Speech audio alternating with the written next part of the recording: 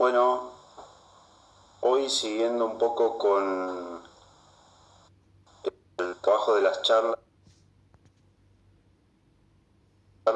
en el grupo de terapia manual, vamos a continuar con esta linda charla y amena, por supuesto tomando vino, seguimos tomando vino desde el sábado pasado,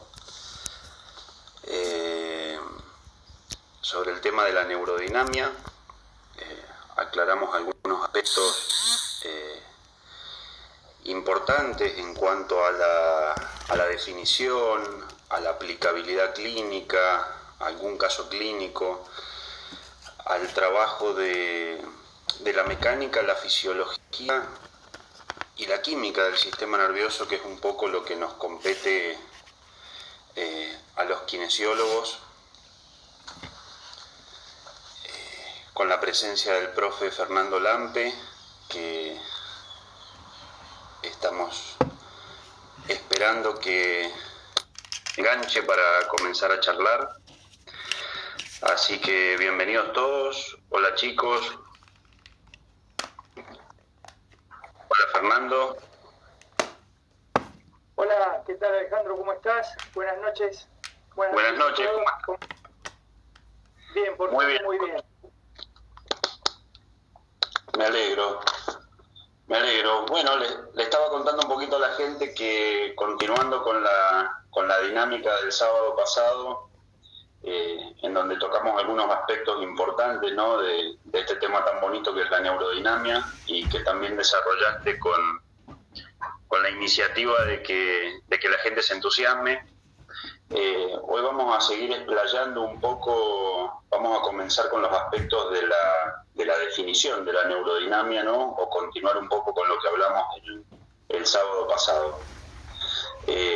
Vos nos habías dado una propuesta, Fernando, de definición de la neurodinamia basándolo en la biomecánica y en la fisiología del sistema nervioso. Sí. Así que te escuchamos con respecto a eso.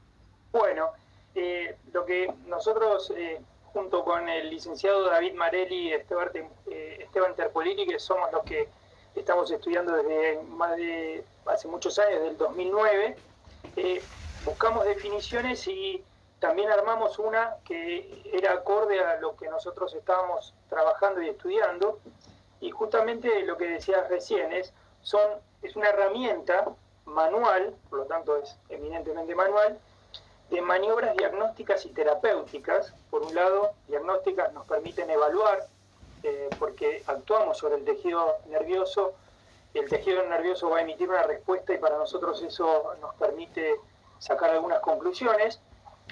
Y por otro lado, identificando cuál es el problema que tiene, tenemos maniobras terapéuticas que básicamente lo que buscan es devolverle la fisiología normal o generar situaciones donde el tejido neural pueda cumplir con sus funciones fisiológicas, valga la redundancia, normales, como vascularización, inervación, deslizamiento, transmitir sus impulsos y también el axonómico, y fundamentalmente devolverle la biomecánica normal, que es particular del tejido neural y es diferente a cualquier otro tejido. Tiene una particularidad especial que después también vamos a hablar en especial del tejido conectivo y del tejido neural y su biomecánica propia que tiene, ¿no? Esa sería la definición. Básicamente, para hacer un resumen, lo que hacemos es, a través de maniobras, tratar de estimular al tejido neural, a los nervios, por ejemplo, para que ellos emitan una respuesta, que la respuesta generalmente viene, por la mecanosensibilidad que el nervio nos manifiesta, es una sensación dolorosa o de hormigueo, etc. Diferenciamos si el problema es neural o de la superficie contacto mecánica, ver si el dolor es verdaderamente neural o de algún otro tejido, y en base a eso ya generamos una estrategia de tratamiento, ¿no? De decir, bueno, al nervio le está pasando esto, tenemos que ver, junto con todo el resto de la clínica, cómo trabajamos para devolverle la fisiología y la biomecánica que necesita tener para cumplir con su función, ¿no es cierto? Eso es básicamente, por ahí de explicarlo, pero bueno, básicamente es eso lo que hacemos. Se entiende perfectamente.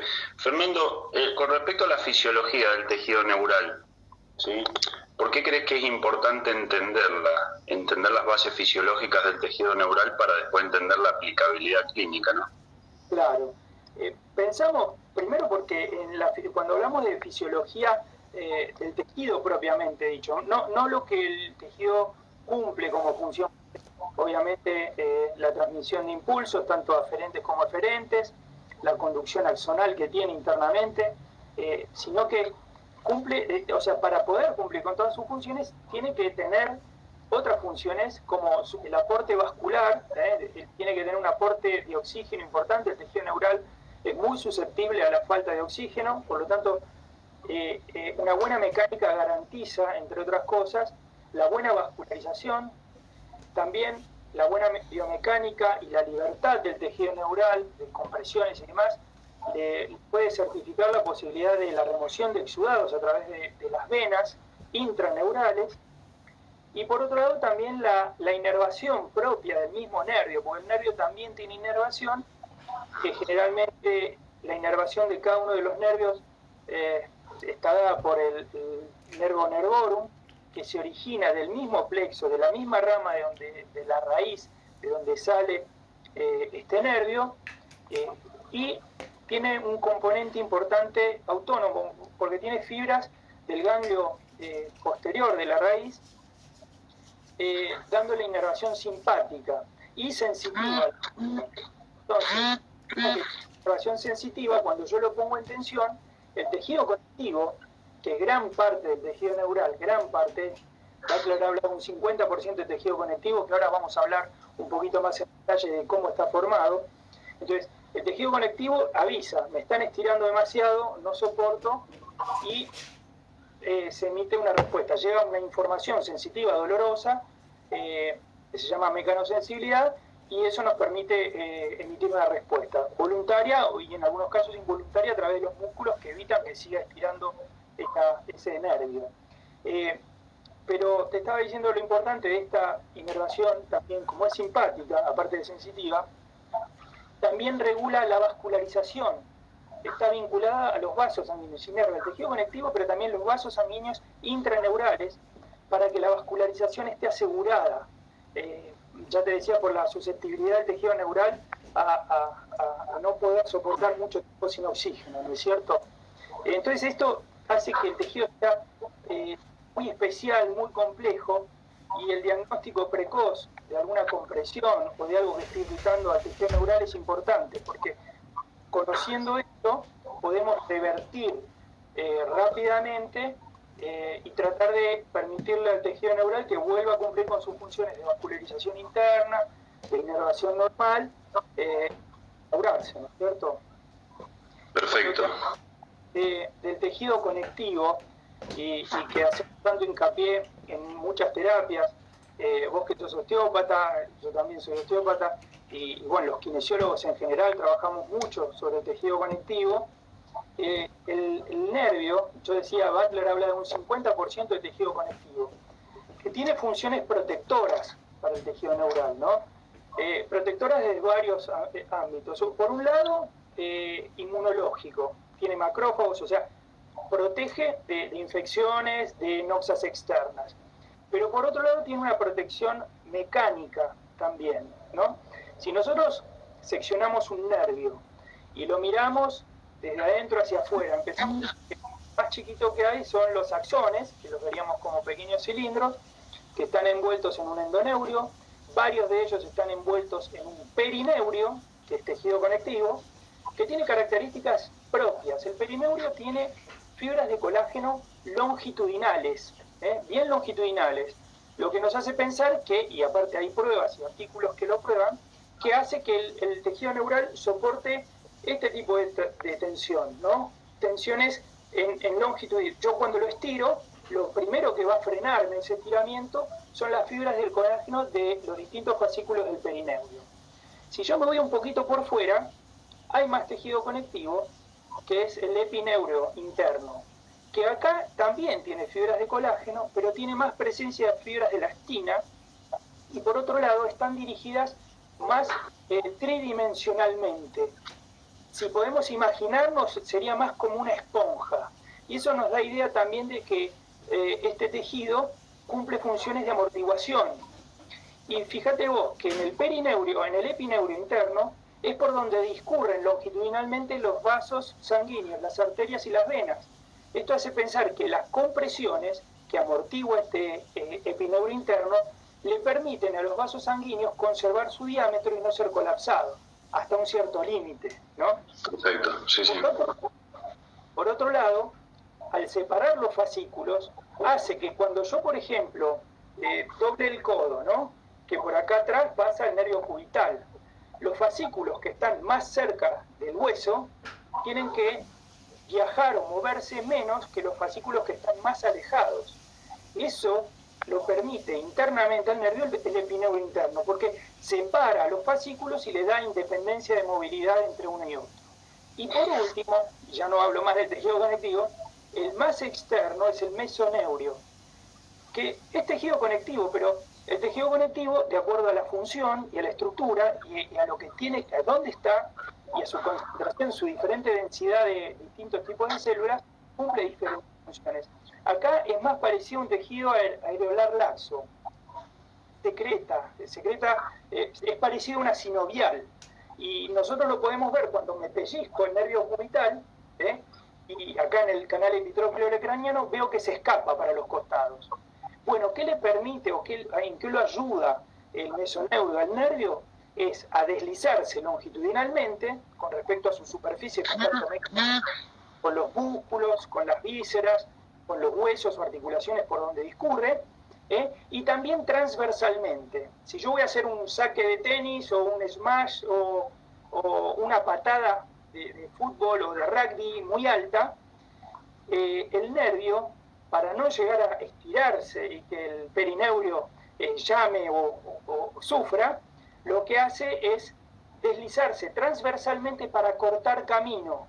Al acortar camino también le permite un rango mayor de amplitud a la articulación sin que el nervio colapse.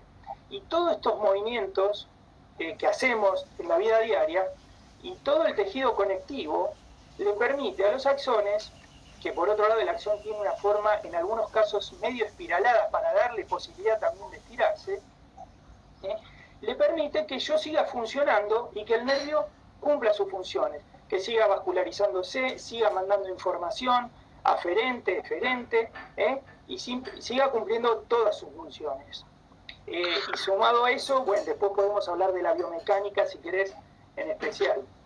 Eso que decís, Fer, de la adaptabilidad es sumamente importante porque estamos sometiendo al cuerpo a los microtraumas repetitivos todo el tiempo, más si hacemos una actividad física de fuerza o un gesto como por ejemplo jugar al vóley, como vos decías, o el smash del tenis. Este movimiento transversal creo que también nos tenemos que preocupar porque el nervio recupere todas esas capacidades mecánicas, ¿no?, como para que quede fisiológicamente aceptable.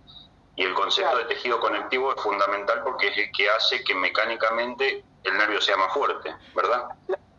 Exacto. Y vos fíjate que yo te hablaba de si cortamos un nervio y lo miramos, si por ejemplo el nervio mediano lo vamos cortando en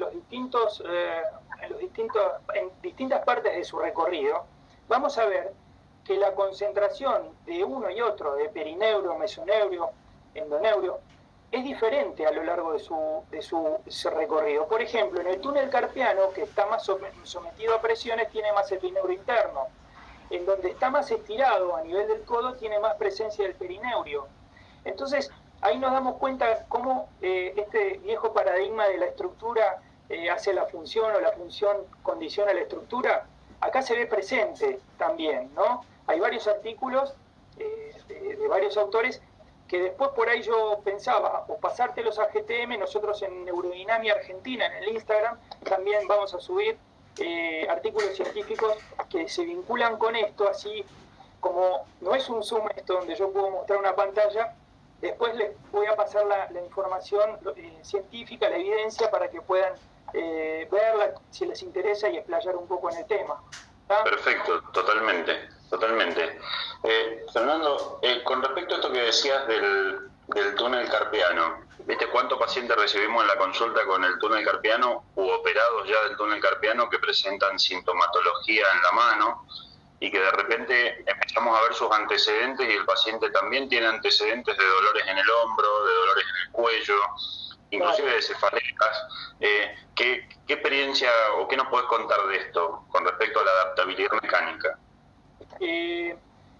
Nosotros primero vimos, se considera como el gol estándar muchas veces al electromiograma, ¿no? La electromiografía, que muchas veces nosotros recibimos en el consultorio un diagnóstico con electromiograma y un informe que dice compresión a nivel del túnel carpiano. Pero hay un fenómeno que se da, que arroja sintomatología similar, una clínica parecida, que es el doble síndrome compresivo o double crash syndrome. ¿Qué es? Que por ahí vemos que a este paciente le liberan el túnel carpiano y continúa con la sintomatología, le hacemos la rehabilitación y hay datos que no mejoran.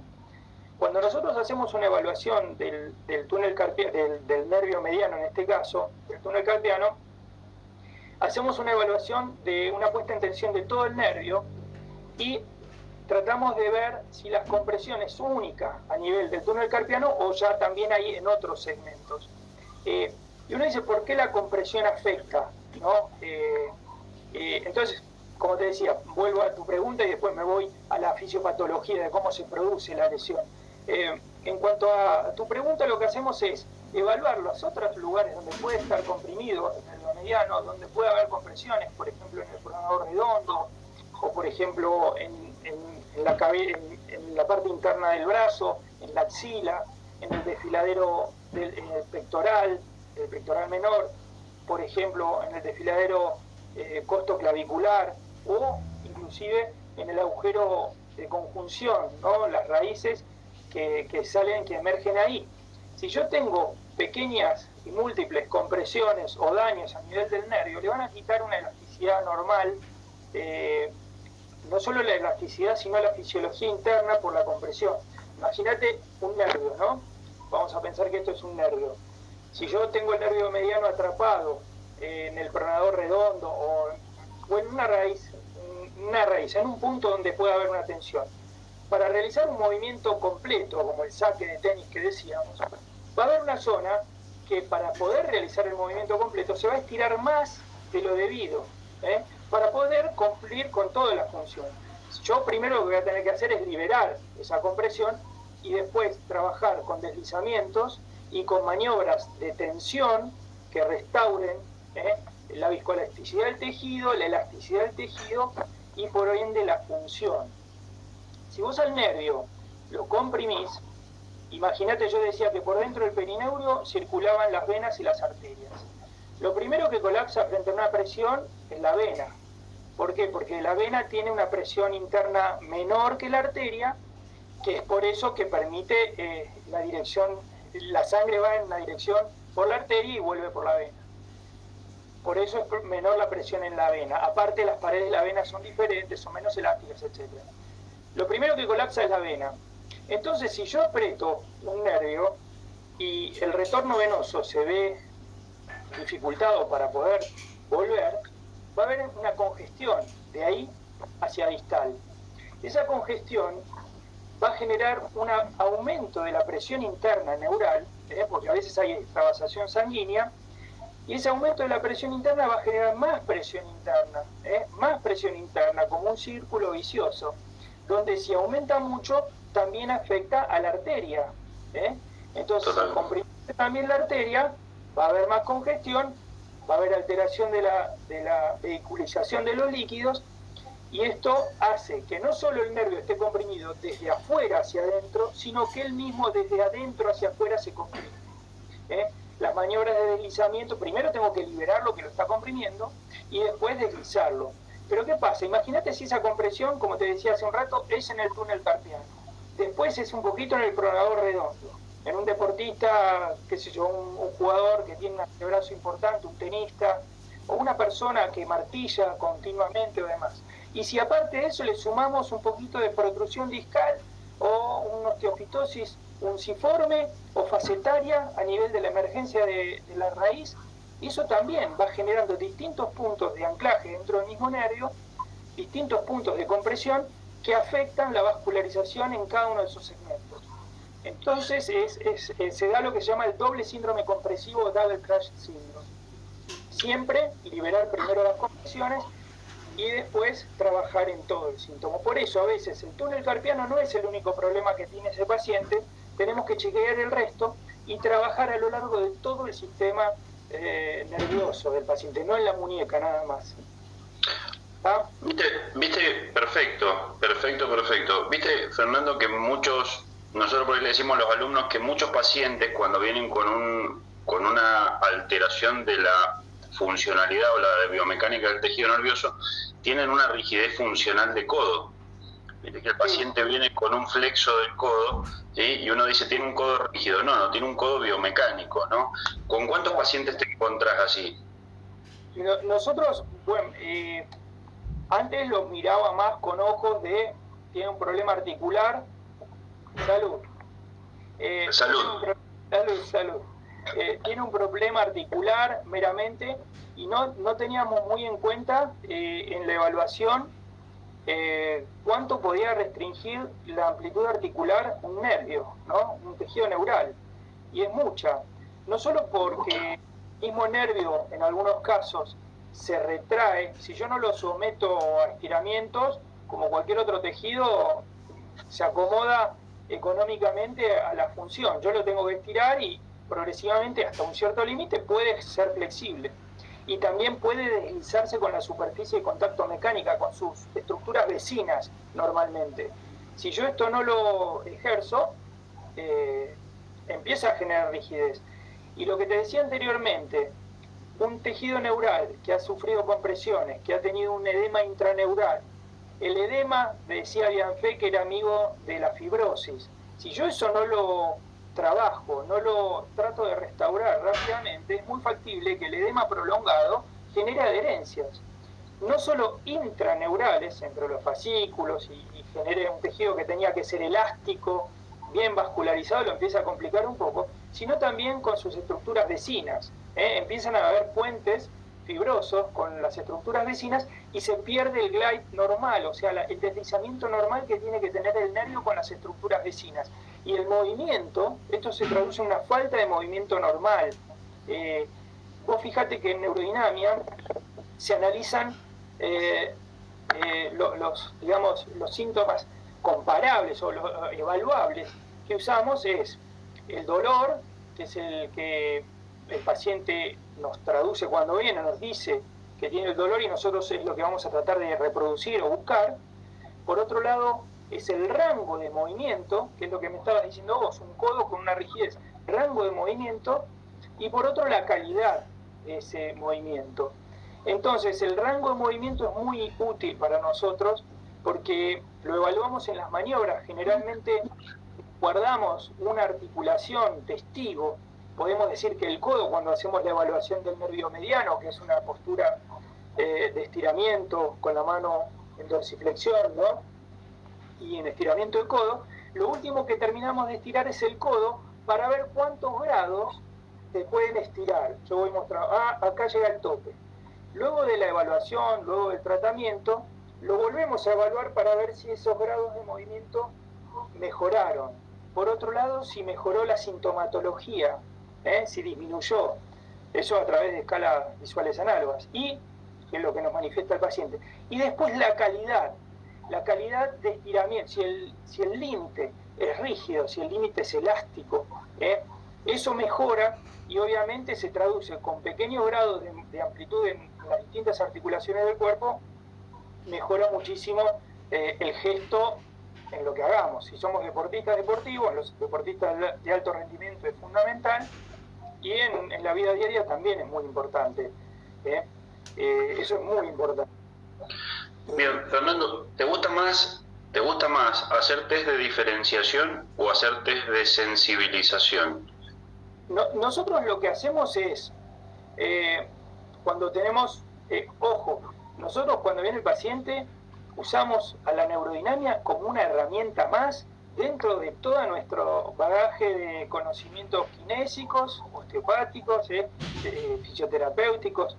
Lo usamos como una herramienta más que suma. Está claro. Es muy importante, no es que somos no hacemos neurodinamia solamente, no, como una herramienta. Y bueno, en cuanto a lo que decía, lo que hacemos primero es hacemos una maniobra. Las maniobras lo que hacen es buscar tensión, buscamos la puesta en tensión. Si el paciente es muy elástico, quizás aumentamos con una inclinación heterolateral del cabeza como para estirar aún más el tejido neural. Y ahí lo que hacemos cuando nosotros tenemos el síntoma, que puede ser distal, imagínense que hacemos la puesta en tensión, ahora después vamos a hacer un ejercicio con todos los que están mirando, así pueden sentir lo que les estoy diciendo, ¿no? Por ahí nos tomamos un minutito y lo hacemos, que está bueno para que entiendan. Entonces, si yo pongo en tensión y tengo un síntoma en la mano, para ver si el problema es neural o de la superficie de contacto mecánica, tengo maniobras de diferenciación. El paciente tiene dolor en la muñeca cuando hace la puesta en tensión del nervio mediano, ¿no? Entonces, ¿cómo lo diferencio yo? Y de alguna forma tengo que acortar algo, y lo que decido es acortar nervio, le saco tensión al nervio para que, si está llorando el nervio, deje de llorar, y si sigue doliendo, y yo acorté el nervio, es otro el motivo por el cual hay dolor. Entonces ahí ya puedo diferenciar si el problema es neural o si el problema es de la superficie de contacto mecánico. Si quieren hacer la prueba, yo me voy a poner así medio de costado y lejos para que entiendan. Yo tengo que estirar la mano, estiro la mano, dorsiflexión, 90 grados de brazo, extensión completa del brazo, los dedos, y hago una inclinación heterolateral. Quizás ahí sientan algo en el antebrazo o en la mano. La maniobra de diferenciación lo que hace es acortar el nervio, acorto el nervio. Y el dolor se va, lo que ustedes están sintiendo es neural. Si el dolor no se va, o el síntoma, o el hormigueo, o la electricidad no se va, si no se va, es de la superficie de contacto mecánica. Tendré que trabajar el músculo, la fascia, la aponeurosis, o tendré que hacer diagnósticos específicos del resto para tratarlo. Cuando el síntoma es proximal, yo pongo la puesta en tensión del nervio y me duele cerca del brazo, del hombro, no voy a mover el cuello, porque al mover el cuello yo, aparte de acortar el músculo, también modifico la tensión muscular. Entonces lo que voy a hacer es, la diferenciación la voy a hacer aflojando la mano. Si yo aflojo la mano y el dolor disminuye, corroboro un problema neural. ¿Se entiende? Es complicado. Perfecto. Son maniobras diferentes. Y de ahí en adelante decido, y yo genero una estrategia de tratamiento. Y ya, bueno, me olvido del nervio por ahora y trabajo sobre los músculos, los discos intervertebrales, la columna cervical, la postura, etcétera. O me olvido del resto y trabajo sobre el nervio. En algunos casos tendré que hacer primero, trabajar sobre la superficie de contacto mecánica que estaba apretando el nervio, músculo, fascia, etcétera, etcétera, y luego maniobra de deslizamiento en el nervio para luego hacer maniobras de tensión que lo estrujan a ese edema. El deslizamiento lo que hace es permitir que se liberen adherencias y que el tejido neural tenga una biomecánica normal con respecto a la superficie de contacto mecánica. Y las tensiones lo que hacen es estrujarlo y devolverle flexibilidad interna al nervio, ¿no es cierto? Bien, en el tiempo, ¿te has vuelto más adepto de el trabajo articular previo a la puesta en tensión del nervio? ¿Haces algún trabajo facial para modificar la temperatura, por ejemplo, en un paciente que tiene una compresión neural? ¿O directamente te vas a trabajar, o haces stretching musculares, o le pedís al paciente autoposturas? ¿Cómo manejas eso? Nosotros, yo lo complemento, una entrada en calor normal, suave, que tiene que ver con, bueno, generalmente predispone mejor al cuerpo a trabajar, pero dentro de la neurodinamia, lo que utilizamos, las maniobras más funcionales, podríamos decirle, menos irritativas, menos dolorosas, más agradables, son las de deslizamiento. ¿Qué es lo que hago? Yo primero una maniobra de deslizamiento, que es lo que vos decís, es como una entrada en calor, entre comillas, al nervio, pero en realidad no es una entrada en calor, sino que predispone mejor a todas las estructuras neurales y vecinas para que esto se pueda realizar. Lo que hacemos es poner al nervio en un estado de lo que se denomina pretensión. El nervio, si está flojito y yo quiero moverlo de acá o moverlo de allá, no se va a mover porque no lo puedo poner en tensión. Entonces, primero lo que hago es ponerlo en un estado de tensión suave, que le llamamos pretensión. No es una tensión excesiva, es una tensión suave.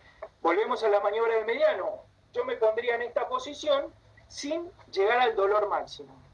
Y luego, para entrar en calor o para generar un buen deslizamiento del nervio, lo que voy a hacer es, primero, traccionar desde arriba, desde el nervio, ¿cómo? Inclinando la cabeza para acá, y desde la mano lo que hago es darle posibilidad que viaje hacia el cuello. Después lo que voy a hacer es ir con la cabeza hacia allá, al mismo tiempo que estiro la mano hacia allá. Entonces, haciendo este movimiento de cuello y mano, lo que estoy haciendo es permitirle al nervio mediano, en todo su lecho, en todo su recorrido, en todo su envase, nosotros le decimos la importancia de la relación entre contenido, que es el tejido neural, y continente, que es todo lo que lo rodea, ¿no? Entonces nosotros permitimos con esto un deslizamiento del tejido neural ideal que se ve mediante ecografías, se lo ha visto muy bien, nosotros tenemos videos donde se ve perfecto que se desliza en algunos casos 1 centímetro, entre 12,5 centímetros, no, 1 centímetro y 2 milímetros, no, 12 centímetros. 1 centímetro se mueve poco, pero eso te permite a vos alejarlo de pequeñas compresiones que puede estar sufriendo y también flexibilizar adherencias que pueden estar limitando esa movilidad normal con respecto a las estructuras vecinas. Esa es la entrada en calor. Y de hecho en el curso, cuando damos un ejemplo, porque por ahí si no se nos hace muy largo, con los mismos alumnos, con el nervio mediano. Vemos la puesta en tensión del nervio mediano a través de la maniobra de Epe, la antigua de la SEG, ¿no? Pero bueno, ponemos la rodilla, por ejemplo, la cadera y rodilla a 90 grados, de ahí queremos extenderla. Cuando el nervio avisa, diferenciamos si es neural o de los isquiotibiales que están cortos, ¿cómo? Pidiéndole al paciente que relaje el extremo del nervio extendiendo la cabeza. Si cede la sensación dolorosa, consideramos que es neural. Y ahí empezamos a realizar movimientos del nervio ciático, por ejemplo, pidiéndole, llevándole la extensión de rodilla, mientras el paciente me relaja desde arriba, luego el paciente tensa con flexión y nosotros relajamos desde la rodilla, y así sucesivamente hacemos deslizamientos. Luego hacemos por ahí tensiones a un extremo, ¿no? Tratamos de ir extendiendo, ya ahí cambiamos. El objetivo ya no era deslizar, sino era trabajar intraneuralmente. Hicimos la entrada en calor, entre comillas, que decíamos, y luego lo que tratamos de empezar a generar tensión, siempre y cuando el paciente no está agudo, porque cuando está agudo es muy doloroso y logro una mayor contracción muscular periférica y me limita esto. Y después en un extremo, cuando el paciente ya mejoró mucho, puedo hacer a 2 extremos, con flexión de cabeza y con extensión de rodilla. Es un ejemplo. Esto lo vimos en deportistas. Yo te comentaba el sábado pasado que habíamos presentado un trabajo en uno de los congresos de la CADE con un deportista que era pateador de rugby, y el gesto deportivo de la patada de rugby finaliza muy alto. Si bien le pegás cuando la pierna está abajo, no cuando está arriba, en la cabeza del deportista, él sabe que cuando tiene que llegar lejos tiene que generar todo su gesto deportivo. Si sabe que al final lo tiene limitado por dolor, por espasmo muscular, por lo que sea, está atajado y ya no está libre de patear como corresponde, de patear libremente. Lo condicionaba muchísimo. Y bueno, fue un trabajo que con la evaluación vimos que él tenía desgarros repetitivos, contracturas muy frecuentes en los isquiotibiales, en la cadena posterior, y vimos con la evaluación de diferenciación que no era un problema muscular, sino que era un problema más de tipo neuromeningio, donde trabajamos el tejido neural en deslizamiento, luego en flexibilización, en tensión a un extremo, tensión a 2 extremos, con autotratamiento se le da al paciente ejercicios que autoadministrados en su casa, se lo enseñamos en el consultorio, él continuaba en su casa realizándolos, y le cambió la mecánica y se fueron las lesiones deportivas de ese tipo, ¿no? Fantástico. le generaban tanto malestar. Eso es Fernando, te decías cuando el dolor es muy fuerte, y ahí te quería hacer una pregunta. Un paciente que te llega en un estado agudo, ¿no? Primero discriminar si el dolor es irritativo o es de tipo isquémico compresivo, creo que sería algo importante, ¿no? Vos dijiste que el gol estándar era el electromiograma. ¿Normalmente los pacientes te llegan ya a la consulta con el electromiograma? No, llegan en algunos casos, los clásicos casos de túnel carpiano muchos vienen con diagnósticos, que a veces decimos, bueno, ¿cuántos falsos positivos tendré? Porque me dicen, túnel carpiano, lo operan, continúa, obviamente que la recuperación neural lleva un tiempo, o sea, lleva como un músculo, tarda más, y sobre todo si es más distal, entonces tarda un poco más, pero a veces nos damos cuenta que hay otras lesiones más que se asocian al nervio mediano, que por ejemplo son las que estaban dando el síntoma. Y en cuanto a lo que es discriminar si es vascular, si es neural, nosotros hay muchos test que, por ejemplo, en todo lo que es el TOS, o sea, el síndrome de outlet, o sea, síndrome de entrada torácica, Sí. Entrada torácica, básicamente los desfiladeros, y nosotros lo que tratamos de hacer, y como los desfiladeros discurren nervios y discurren vasos sanguíneos, utilizamos distintas maniobras para descartar que el problema es meramente vascular o que el problema es meramente neural, porque hacemos todas las técnicas de neurodinamia, y muchas veces como el lecho es vecino y van juntitos, hay que trabajar ambos, ¿no?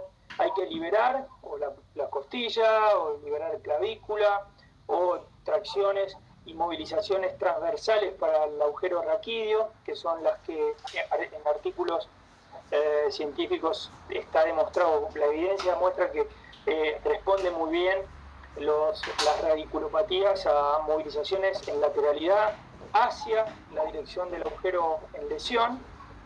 Hay que tener cuidado porque también no sea el agujero del lado contrario, y si una persona tiene osteofitosis, es difícil que tenga del lado izquierdo y no del derecho, pero sí puede tener, puede haberlo, porque eso lo puedo ver en radiografías o en resonancias magnéticas oblicuas, donde se ve el agujero de conjunción en las radiografías, y en las resonancias magnéticas me permite ver las partes blandas. Si hay una protrusión foraminal, una hernia foraminal, en ese sentido sí podría movilizar suave hacia la lesión o generar descompresiones axiales que también ayudan y disminuyen el síntoma. De hecho, eso es una de las maniobras que hacemos de diferenciación. Hay una regla de predicción clínica que utilizamos, donde tiene una alta sensibilidad y también una alta especificidad, donde se realiza un test de convergencia, se utilizan 4 test, y uno es el test de descompresión, justamente para ver si al paciente le disminuye el síntoma en el miembro superior, descomprimiendo, se lo consideraría positivo. El segundo test es el test de rotación, donde la rotación normal estaría dentro de los 80 grados para cada lado. Si el paciente rota menos de 60 homolateralmente a la lesión, sería positivo. Ya tengo 2 test positivos. Por otro lado tengo el Spurling test, que es el test con extensión e inclinación homo, también me da positivo. Y por último, la maniobra neurodinamica del nervio mediano 1, que también me da positivo. Son 4 test. Si de esos 4 test, 3 me dan positivo, tengo muy alta sensibilidad. Si me dan 4, de cabeza radiculopatía, y radiculopatía específicamente, ¿no? Entonces, bueno, ahí ya tomo distintas conductas para trabajar, ¿no? Porque puede ser por osteofitosis, por una hernia de disco, por algún, que eso puede ser una osteofitosis facetaria, un ciforme, y dependiendo de eso yo tomaré una estrategia terapéutica que piense que sería más conveniente. Es genial eso que decía Fernando. Saludando el licenciado Esteban Terpolini. recién lo vi pasar en los anuncios. Le mando un saludo. Un saludo, Esteban. ¿Cómo estás? Bien. ¿Vos me, Alejandro? Que decías recién que es muy bueno, estoy totalmente de acuerdo, el tema de la descompresión con las técnicas de oscilación o de traslación, ¿no? Lateral. Vicencino, de la Universidad de Curtin de Australia, ha publicado artículos del deslizamiento lateral para la neuromodulación y la verdad que andan muy bien en los pacientes que tienen alta sintomatología, es fantástico eso. Sí, sí. No lo he probado, pero he leído y de Australia estábamos hablando. Butler escribió un libro hace poquito del dolor, que es bastante agradable el libro y es leíble para nuestros pacientes y para nosotros mismos. Tiene muy agradable a la lectura, fácil de entender cómo se produce el dolor, cómo podemos ayudarlo y cómo influye también dentro de los dolores todo lo somático, todo lo social, lo cultural inclusive de cada uno de nosotros con respecto al dolor, ¿no? Es muy interesante. Sí, es fantástico, creo que un tipo muy bueno en el tema de la neurodinamia. Te quiero hacer dos preguntas. ¿Evaluás primero el nervio periférico o utilizás el SLAM test para comenzar con la evaluación neurodinàmica? Mira, cuando nosotros tenemos el SLAM test, específicamente con sus distintas variantes, nos permite ver los distintos segmentos del mismo tubo dural y se utiliza mucho conjuntamente con la maniobra EPE, que es la maniobra de extensión de la elevación de pierna estirada, que sería similar a lo que es la SEG, para que entendamos todos. Combinando las dos, aumenta la sensibilidad y la especificidad para ver si el problema tiene que ver con una compresión radicular o del tubo dural en la parte más baja y también que afecta al nervio ciático. Combinando ambas, mejora. O sea, usamos las dos. Primero arrancamos con el SLAM test, pero después sumamos la otra. Me dicen que ¿para qué nervio es la prueba de la copa? Y es para el nervio cubital. El del cubital, el test es del cigarro. Y yo tengo un cigarro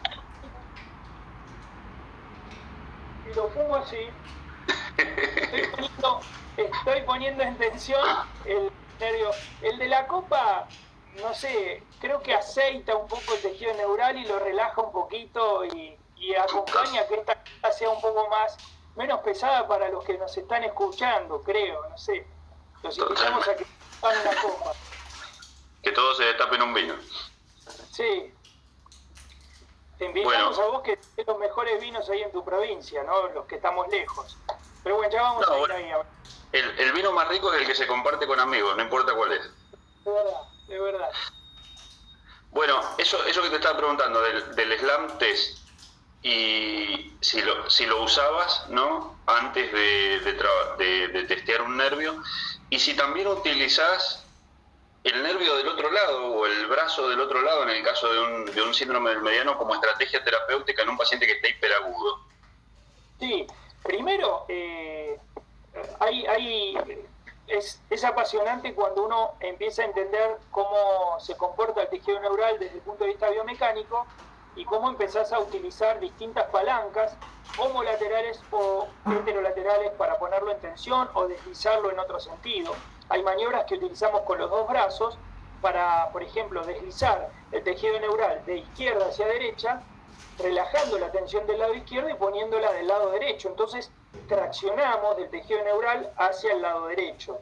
Pero también, más allá de eso, las maniobras, cuando el paciente viene con un síntoma del lado izquierdo, sea miembro inferior o superior, nosotros comparamos los dos lados.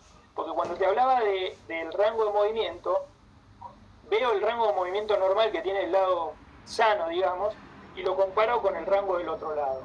Pero también, y se ve, pero fácilmente, cuando nosotros ponemos en tensión, muchas veces, y hay síntomas, muchas veces se relaja la tensión de ese lado flexionando el miembro contrario. El paciente a veces lo hace inconsciente. Vos llevas a la puesta en tensión, se produce el síntoma y el paciente ¿qué hace? Sin darse cuenta, o estira la cabeza para relajar la tensión o por ahí flexiona la pierna.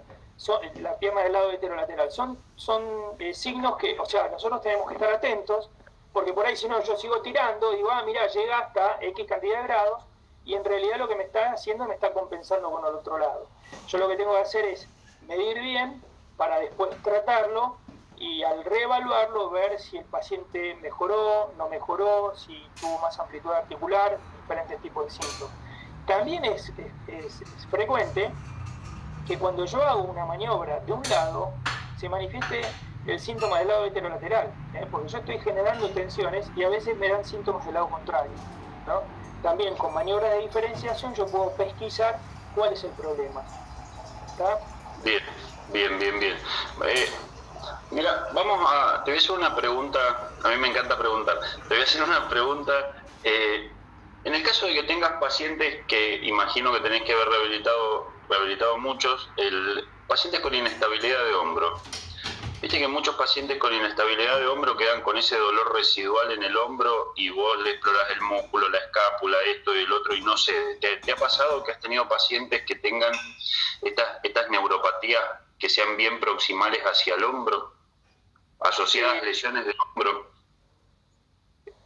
Cuando me ha pasado con técnica, con luxaciones, yo trabajé mucho con rugby en luxaciones que han quedado con pequeñas zonas de adormecimiento en la zona del deltoides, por el circunflejo, ¿no? Que por ahí tuvo una ligera distensión.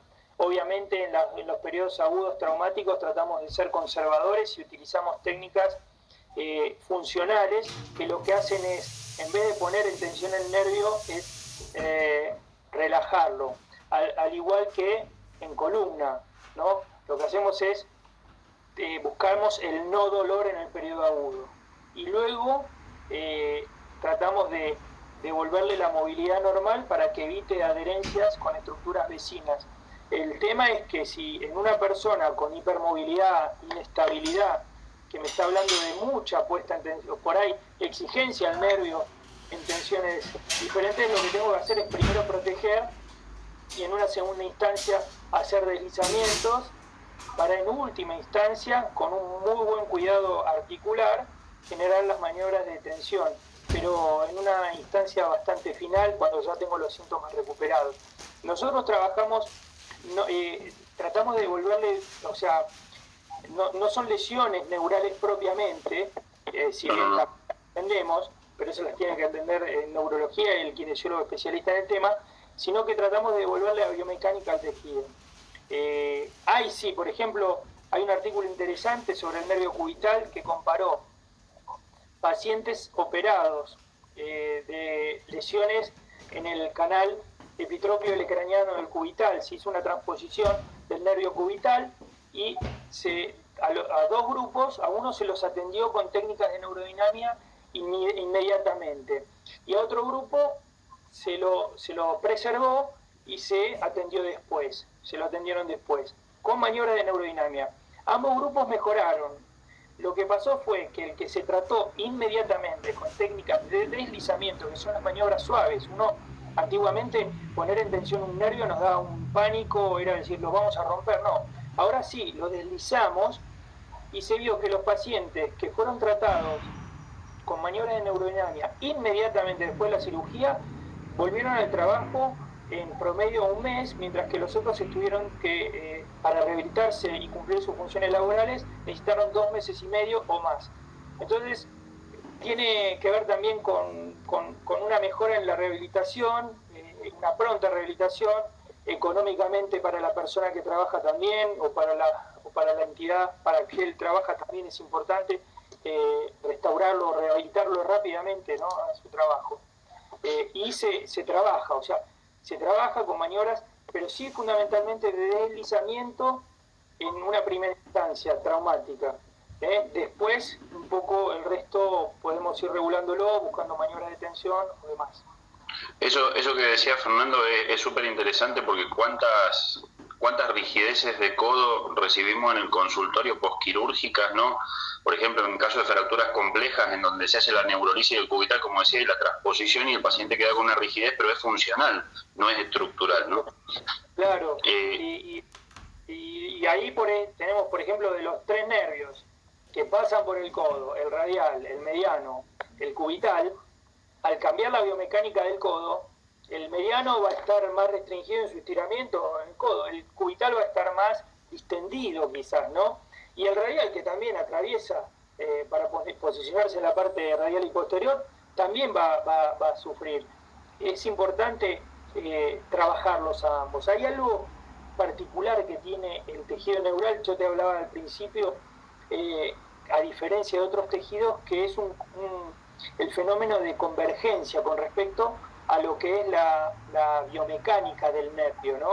Que es tan particular y que ese componente conectivo y neural y de tantas densidades diferentes lo hace tan particular, lo hacen parecido podríamos decir, a un gel, ¿no? A una gelatina, algo sólido, pero algo también medio gaseoso, que describe tanto Jacklock como Butler. Me agarro el nervio que se me cayó al piso. Y nosotros habitualmente, cuando yo doblaba, por ejemplo, el codo, imaginaba que el nervio cubital, que pasa por la parte posterior, se alejaba. Al ponerlo en tensión se estiraba. Y lo que se vio ecográficamente es que no, cuando yo estiro el lecho del nervio, o sea, el continente del nervio, el contenido se desliza en sentido contrario. Donde yo pongo una tensión, donde yo estiro una articulación, pongo en tensión el nervio no se aleja, viaja hacia el más desde proximal y desde distal. ¿Para qué? Para que la presión interna, que iba a tener funciones con respecto a la vascularización, por ejemplo, para que esa presión interna se mantenga lo más constante posible. Tan sabio es el tejido neural que tiene este fenómeno de convergencia, que es diferente al resto de los tejidos. Y conociéndolo, por eso es complejo por ahí entender. Cuando yo entendí esto de la convergencia, todas las palancas que yo voy a realizar en el cuerpo, voy a tener que pensar que cuando yo lo busco, o sea, busco estirar una articulación y el nervio pasa por la convexidad, ahí va a haber convergencia. Y en